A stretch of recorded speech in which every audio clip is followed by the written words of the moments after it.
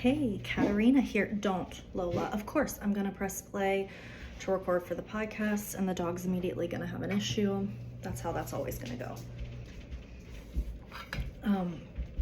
Welcome to a Curated Life podcast.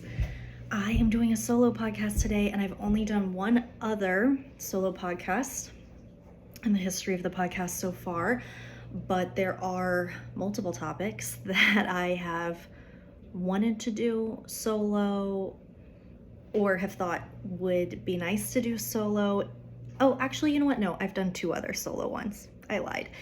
But for some reason, it feels way more intimidating, or I guess I feel more self-conscious doing this solo because I feel like I'm having a conversation with the listener, but at the same time, it's a monologue. So I think there's a lot more pressure on me to make sure that what I'm saying flows right and makes sense. When there are two people, there's banter, there's back and forth, and I always feel very inspired by the things that my partner on the podcast says, whoever it may be, and it leads the topic in whatever direction is natural for it to go in. And in this case, it's more stream of consciousness, I guess. But welcome. Today I'm going to talk about traveling with tiny humans. It's something that I've done a lot of with them being babies and with them being toddlers. And just, I guess, a couple months ago, maybe even less than a couple months ago, I traveled by myself with a 4-year-old, a 3-year-old, and an infant. It was challenging, but honestly not the most traumatic travel with small children that I've ever had. And I don't know if they're getting better at it or I am or both, but it wasn't terrible. So there are a number of things, and I thought I've got to put this on the podcast because I feel like when you have a child, in my experience, it feels like that part of your life is over in a way. I can remember back when I was married and I traveled with just my one infant, how it felt so overwhelming. And there were like fights between me and my husband at the time over the baby crying on the airplane. Like, it was just so traumatic. It was so terrible. I was like, I'm going to end up every single time we flew as a married couple with a baby. I was like, we're going to end up divorced. This is going to be it. This, like, every time. We did end up not married, but it wasn't travel with an infant that did the trick on that one. But I thought it was going to. And then I did a number of times where I traveled just me and my first child, and then a number of times where I traveled me and the 2 children. That actually was the toughest experience so far. I was like super, super pregnant, and they were 3 and 2. And it was like parts of the travel were like good and good quality time, and then parts of it were highly upsetting. And I was like relying on the kindness of strangers to get home. So, that was a little tough. But to get started, I would say I know a lot of people who travel in the car for trips that could be taken on airplanes because they think it's going to be easier with tiny humans. I don't feel that way. I think that car travel is so much more difficult than plane travel. And I know it feels intimidating, and plane travel with children and babies feels intimidating, but I'm telling you, it's easier if you have a long way to go. And there's something about a child not having to be strapped into a car seat for all those hours. And like, maybe you have a super chill kid who's like so happy to sit in the car seat all day or for multiple hours. None of my kids are this way. None of them feel this way. They've always been kind of anti being strapped down. And even in their better moments with their car seats, that can only last so long. My brother's family now lives almost an hour from us, and we went to visit, and it was such a sweet day, but my plans started to fall apart before the hour was up getting back. Anyway, It's tough. I think the car is tougher than the plane.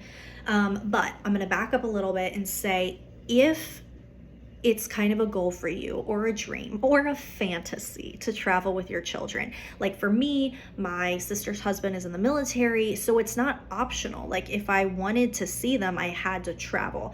My parents have a place in a beautiful destination where we could meet up with them and have vacations together, but you have to get there. So it was something that we had to try. When I first became a parent, going to dinner feels like too much. And I'm also super strict about schedules and bedtimes because honestly, like I've just found that that's the best life. When children are well rested, it just meets the need that they have, and that allows the children to be happier, which makes me happier. So it's important to me that the kids are as well rested as possible. It's not always realistic, but it's very important. So schedules are really important, and having good regimens, and the children knowing what to expect also helps mitigate meltdowns. And I have a very opinionated crew of women, little girls. So my first advice, if you want to travel with your children, is to first adventure with your children. So in between nap times, I mean, don't give up a nap for it, for heaven's sakes, in my opinion. In between nap times, if you can, adventure with them. So they get used to this motion of, okay, we're gonna be strapped down in the car, then we're gonna get to the place, we're gonna get out. So like for me, 2 of my children can walk and reason a little bit. One of them's an infant, but they know when we get somewhere in the car, I'm going to get out, I'm going to assemble the stroller, or I might unbuckle them so that they can get out of their seats. I'm going to assemble the stroller, and then they are to congregate at the stroller. And if they have backpacks or something, we put the backpacks on them. So it's kind of going through this motion of them experiencing what to expect and also what is expected of them. If we're going to have adventures, you need to cooperate. And they get that it's like, if we start to fall apart, we're gonna have to leave. It's not a punishment. It's just like, if someone's having a hard time, we might need to remove ourselves from the situation. And my children, I feel like, very much understand that when everybody cooperates, we get to have more fun. And it's because we've practiced it so many times. So there have been plenty of meltdowns and plenty of bad times and plenty of times where we've done an adventure and I'm like, I am going to be punished for being fun now. Got it. That is how this is going. That is how that goes down. You are often punished for being fun when you are a parent. But I think I've done a lot of practicing, and before we did the trip with the 4 of us, the 3 tiny people and myself alone, we had been doing adventuring together. And that might just be like literally going out for a meal and then going home. And I would say, if you're in a place where you're like, oh, I feel like I can't take my kid to eat at a restaurant without them like raising Cain, yeah, it might not be the time to fly across the country. Maybe not. But practice that. And I would say, for me personally, I don't do tablets at the dinner table. I want my children to learn to enjoy. This is no judgment. By the way, this is a 0 judgment on Parent Zone. If you do tablets at the dinner table, I am not judging you. I'm saying, for me personally, I have found that my children have, the majority of the time, learned to get joy from speaking to the people at the table. I'm okay with like crayons and coloring paper because we can interact like that. If it's taking a really long time, maybe we do need to get up and have a walk around. But I think having little stretches where it's like, we're gonna sit here and we're gonna be entertained by our conversation, by looking around the room, by coloring, by simple things. We're getting a little bit more practice in that. Sometimes we have to wait in a line or whatever it is. But I would say that I have found tablets, electronic tablets, to be essential for travel. I could not do it without the tablets. I did do it without the tablets for a really long time. And then many, many years ago, not that many, I have my kids pretty back to back, but feels like a long time ago, I saw the light and was like, well, car rides are just so horrendous, and plane travel's doable, but it's so hard. And then I got Kyla and Demi tablets, and it changed everything. I only use the tablets, they're Fire tablets. They're a pain in the butt, by the way. Like downloading the things, and then you have to re-download all the time because they expire. Like, they're not great little devices, but I guess for the price, you get what you pay for, because I guess if they worked as well as like an iPad, they'd be $1,000. But honestly, I think like if you are like I used to be, get off your high horse, stop making parenting harder than it needs to be. If you're gonna travel, get a tablet. Come on. It's just better that way.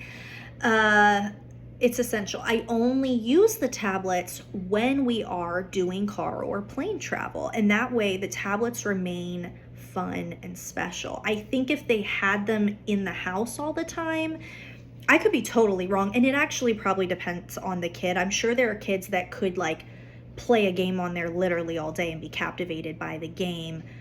I don't think I have those kinds of children. I think they would get sick of the tablet. And sometimes even on plane travel, we start to get to a point where I'm like, ooh, the tablet's not getting their attention anymore. But for me, I don't use the tablet in the house. It helps me motivate my children to get in the car and get in their car seats when they might not be feeling like it. And it makes plane travel more exciting.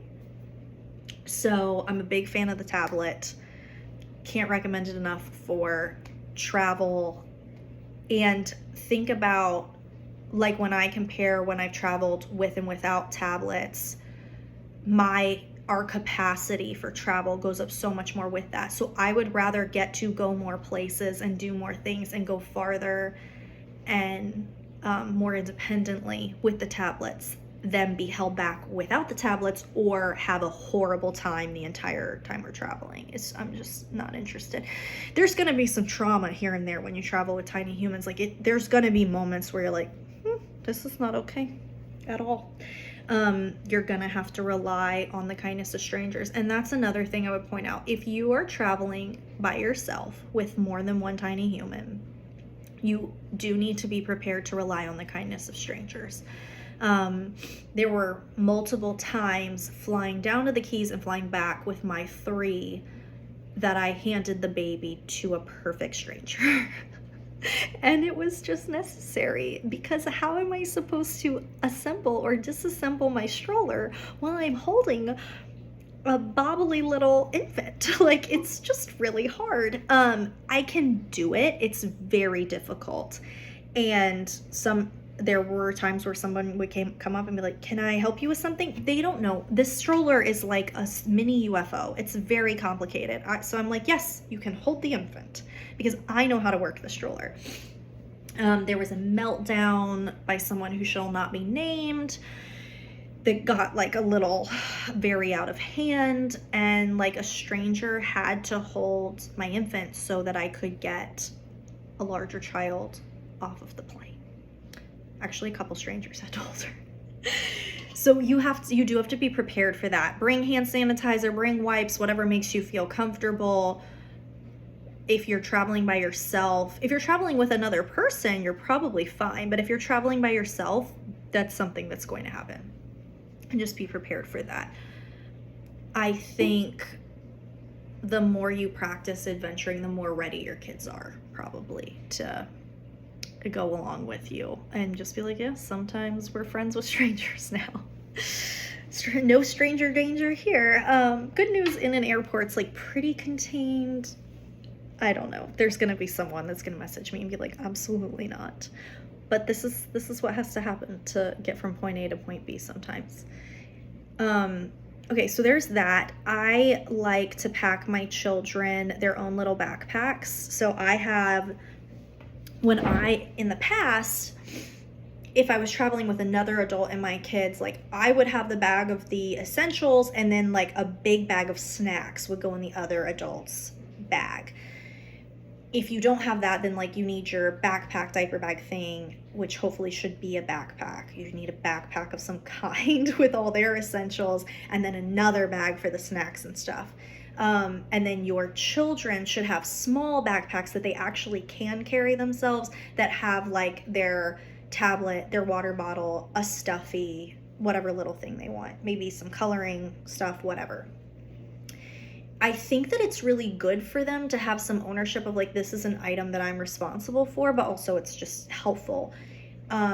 Although there is always the possibility that they're like, I'm not carrying that anymore. And you're like, okay, I guess that's on me to carry that for the rest of the trip.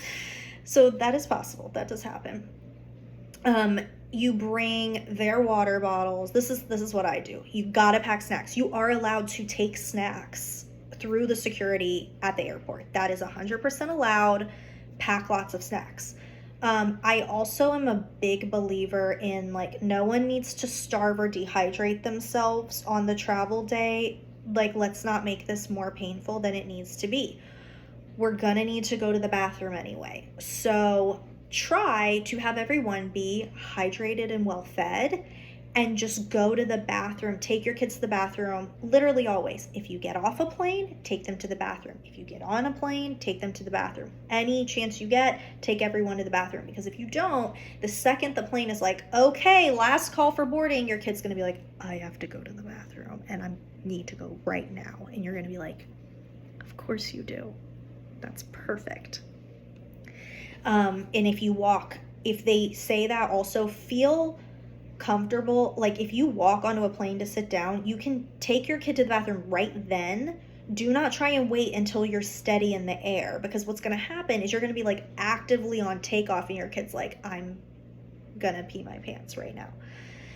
So you have to be like a little confident and comfortable doing things you wouldn't do if you were on your own, but that's what needs to happen, and it's fine. They're tiny humans, and anyone who doesn't understand that is just terrible and has not been around children at all. And it's a little mind-boggling for me when people have a bad attitude about children, because I'm like, you used to be a child. You were a child. Do you remember that at all? I understand that when you've chosen not to have children, and I respect that choice. Like, maybe you're not used to certain things about children, but like, to judge the parents of the nation when we have a population decline problem, like, maybe you should chill out and also used to be a child, so have a little patience for mine. Anyway, you might have to do weird stuff like literally walk onto a plane and immediately go to the bathroom instead of waiting for it to get in the air. Don't try and wait if you can help it. Just take them to the bathroom always. You will regret it every time if you do not. Bring their water bottles when you and have them full so they can drink their water on the way to the airport. When you get to security, there will be a trash can where you dump their water bottles out. Now they're empty. You go through security. You buy 2 giant bottles of water. You pour one into their water bottles. Now they have water. And then you have your own water. Don't try to not drink water, because you'll pass out by the end of the day. It's going to be a tough day, okay? It's going to be tough. Hydrate. Also, get to the airport with plenty of time. Do not push it. Like, I am so the person who does not want to sit at the airport for 2 hours. And I'm not saying you should sit at the airport for 2 hours, but I am so not that person that wants to show up 2 hours early. Like, I'm a more of like a risk taker, beg for forgiveness, not permission kind of person.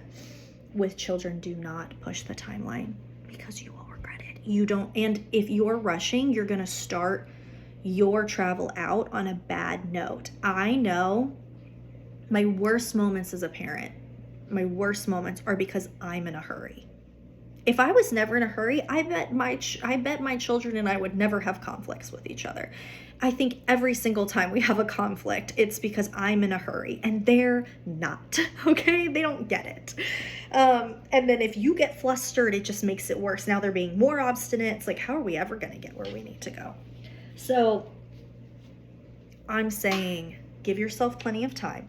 Then when you get through security, you can get your bottles of water. Buy a special snack. There's the snacks that you brought, but now you need to buy another snack because the airport's exciting. We're having fun. If there's a candy store, let's go to the candy store and get candy. Like, this is a fun day. And the kind of snacks that I bring to the airport for travel are not the same kind of snacks I serve at my house. At my house, I'm like, well, we should try and be like somewhat healthy, right? The snacks for the airport are like those sugar-loaded yogurt drops, wafers that have no nutrition. Now, you also need snacks with protein, like peanut butter crackers and goldfish and stuff. But like, get fun snacks because you can mitigate an incoming storm with a small child with an exciting snack, right? So you get through security, get the water, you get a special snack. Like, I buy a bag of the strawberry gummies. That's a big hit with my kids. We go to the little cafe. I get a coffee. I'm gonna caffeinate. You might be like, that's insane. You're gonna carry around a coffee when you have 3 children by yourself? Yes. Yes, I am. I'm trying to suffer less. And also, this is gonna be a hard day. Why would I not get myself the coffee that I need? I get a coffee. I get a smoothie for them. I get a muffin. I get a breakfast sandwich. We go have a picnic. So instead of sitting in the chairs, lay out a muslin blanket or whatever, and we have a little picnic. We have a good time because we've arrived with plenty of time. Then we go to the bathroom. Then we're thinking about boarding the plane. It's important to build in plenty of time and make this like an adventure. We're having fun, and you probably are going to have to remind yourself of that much more than you're going to have to remind your kids. Like, we're in this for the journey. There's no way to get this done the quick way, so we're just going to do this the least painful way that we can and try and make it enjoyable. So if you have a good size layover, like, go sit at a sit-down restaurant, have a nice meal, have a glass of wine. If you have a really long layover, like, see if there's a Panera or something where you can order some goodies and like set them up with your laptop and they can like watch a movie. Try and find a place for them to run in circles so they can get that out of their system. I'm just spitting off all of my things that I think might be important. But feed your clan, hydrate your clan, go to the bathroom a lot. That is the best way I found. You don't need car seats for the plane. The kids buckle right up. You can put your child as a lap infant until they're 2 years old. So, and like, my kids like being held anyway, so you hold them. Depending on your 2-year-old, you might want to spring for the ticket anyway and put them in a seat because it might be a pain. Up to you. Depends on the money situation. How much do these tickets cost? The other thing is, like, I've noticed, I have only ever one time, and I've traveled with my kids a lot, I have only ever one time had an airline ask me for some kind of identification for my children. I think that's a little crazy. I think they should ask, but they don't. There is no, and to be fair, like, children don't typically have IDs. I just got passports for my kids. So you don't really need anything for identification for the children. And even in that situation where they were asking, I was like, I've traveled 1,000 times with this baby, and that's never been a thing. No, I did not bring her actual birth certificate to the airport. That's insane. And they let us go through. I'm like, so clearly it's not actually a requirement, or we wouldn't be getting on the plane.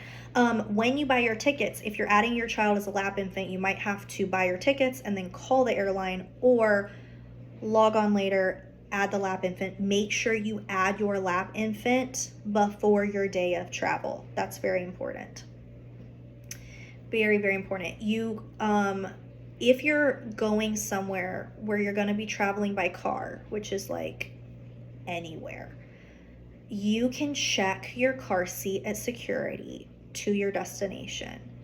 But, little pro tip, I have learned that I much prefer renting a car seat. Like, if I have to rent a car already, the car rental place almost for sure has car seats that you can rent for when you get there. Because lugging around the car seat at your departure airport, and then it gets banged around and messed up and nasty, and you can put it in a bag, but it still gets banged up while you travel, and then you have to get it at your destination and worry about it.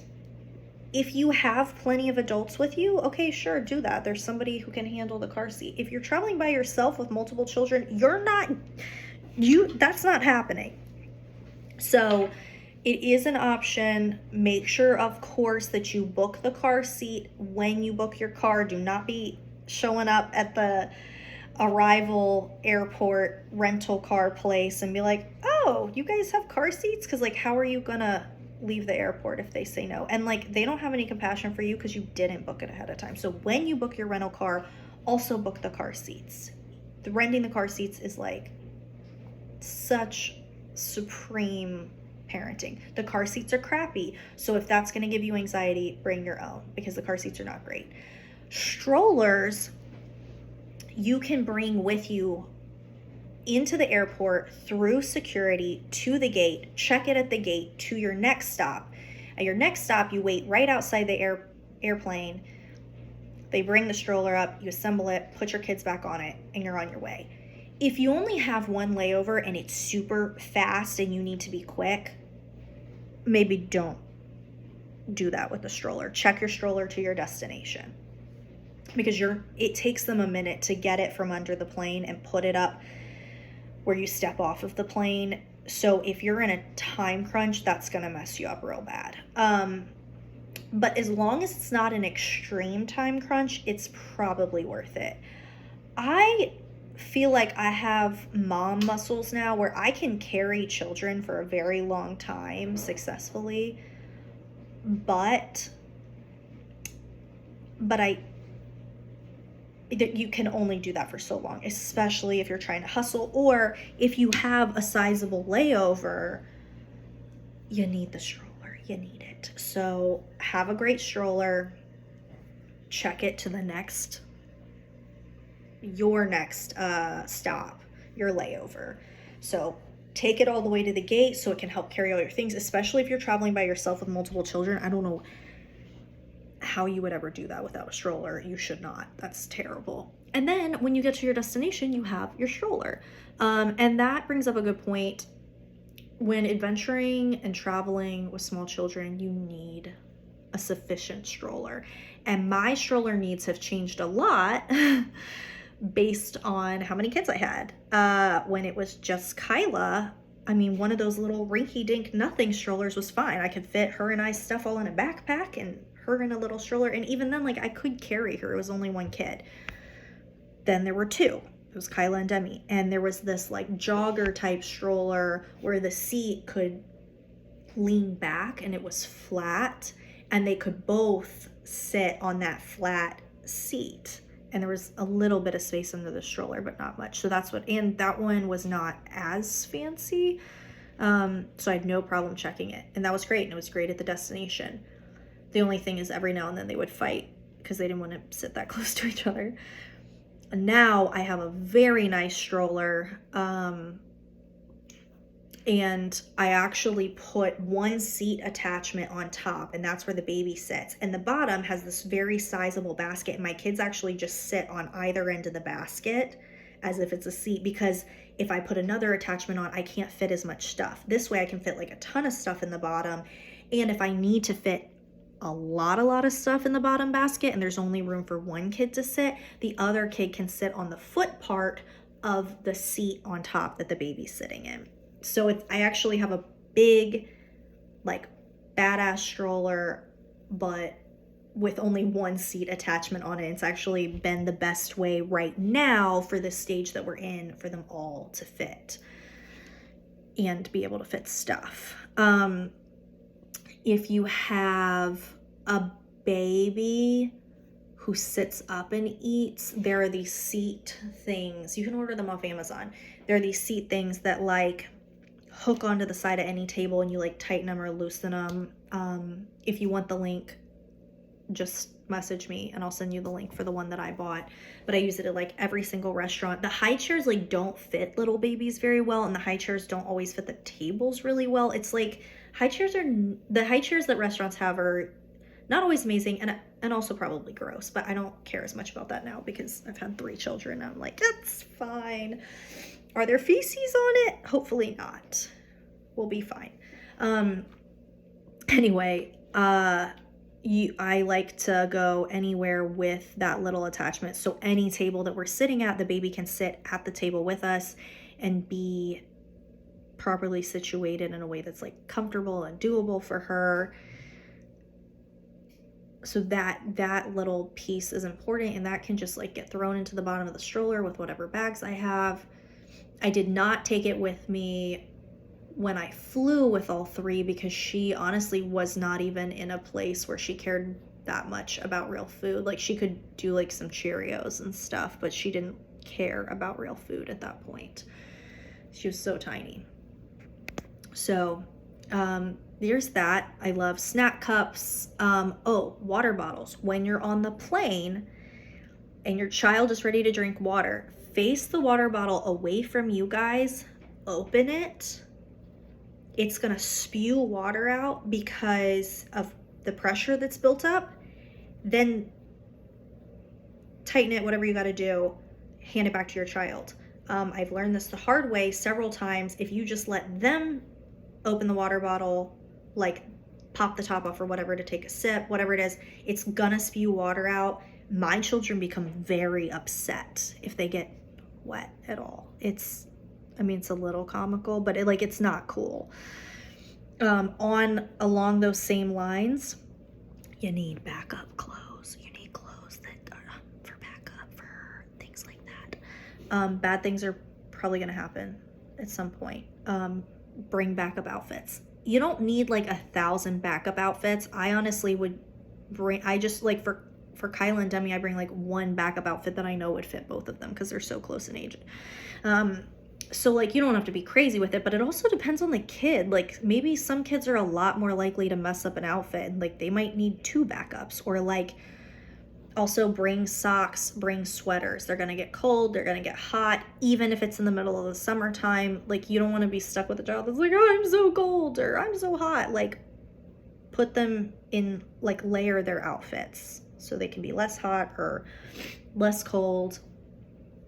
There was something else along those lines. I said backup outfits, the water bottle. I just know I'm gonna like end the podcast and then it's gonna be like, and these 10 other things.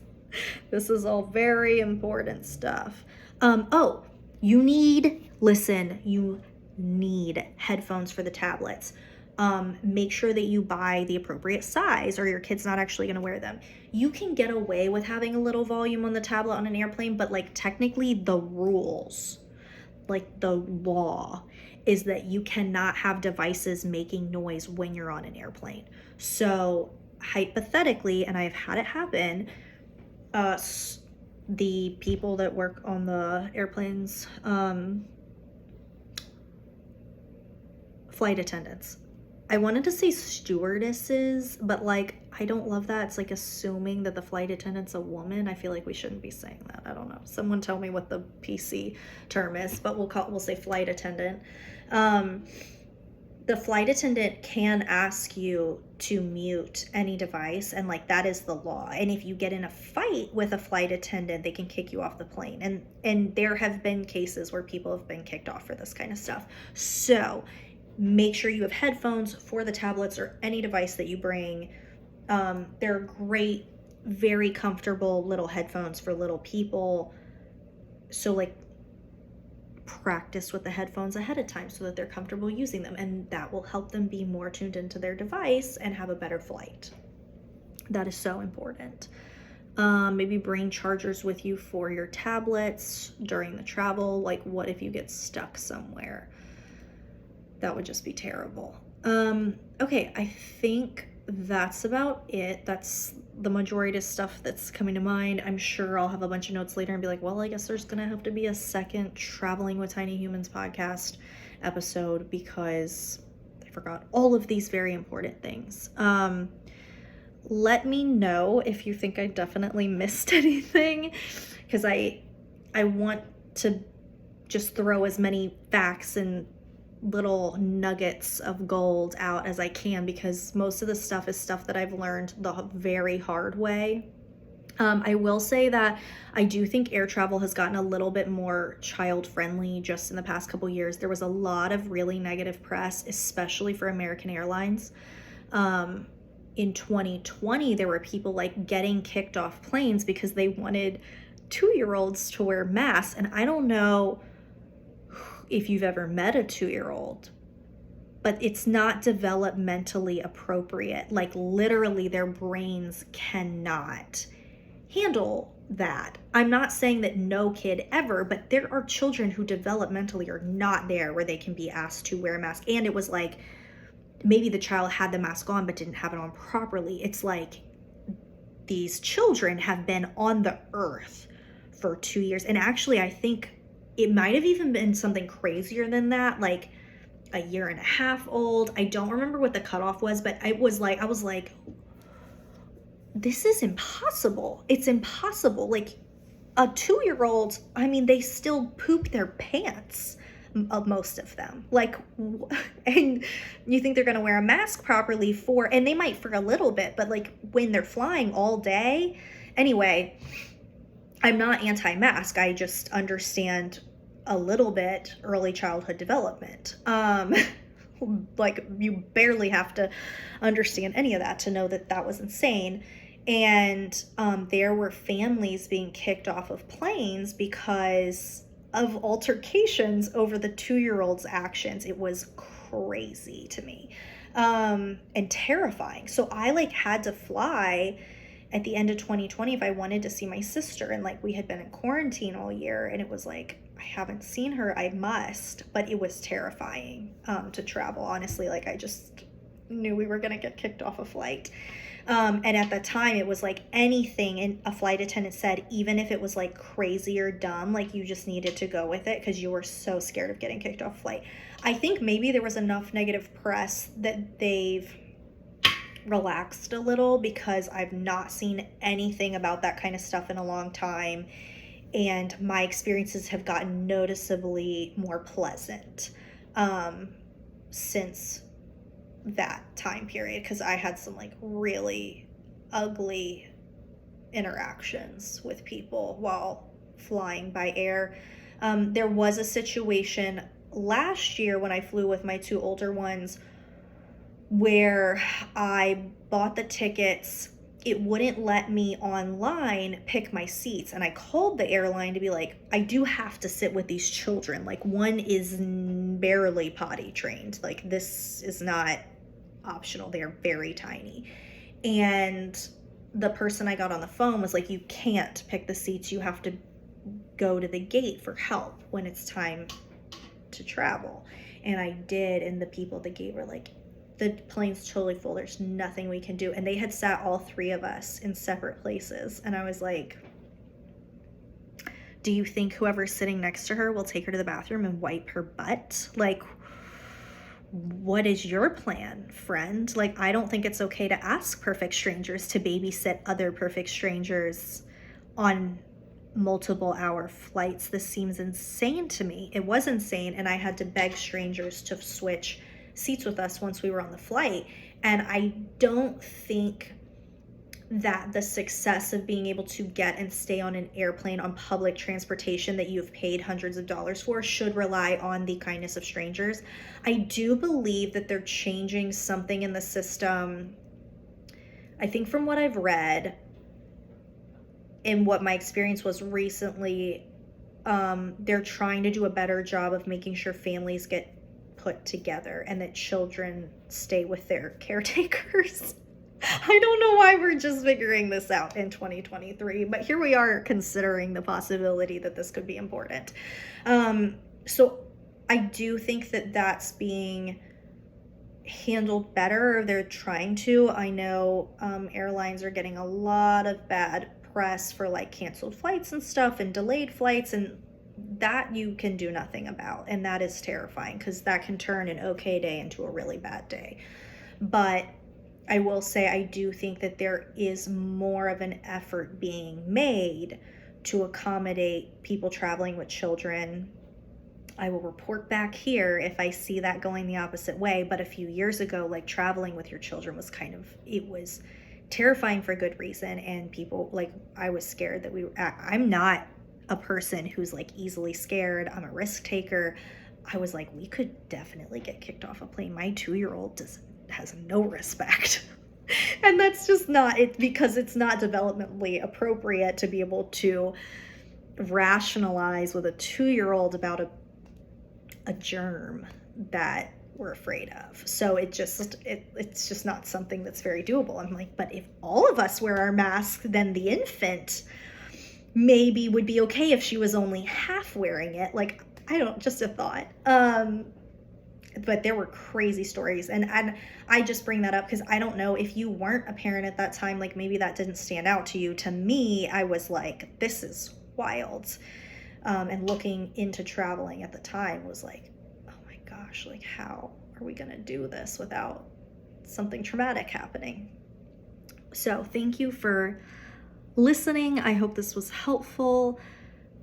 Just something that I've experienced and done, and was hoping that sharing might save some other people from learning certain things the hard way. Let me know if I missed anything. I'm sure I'm gonna think of plenty of things I missed tonight when I'm like trying to fall asleep.